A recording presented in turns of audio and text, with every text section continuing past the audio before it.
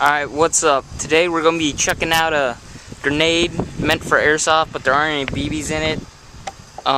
But we're still going to demonstrate how it works. And what this is paper towel with baking soda in it.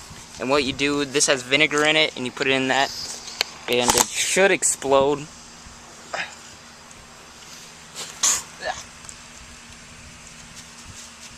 And you just put it in like that, have it up. Should start working in a minute. Shake it and chuck it. Hold on.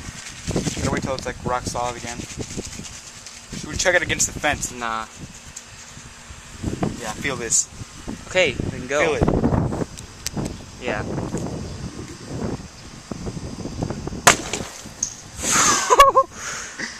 And that's how it works. There you go!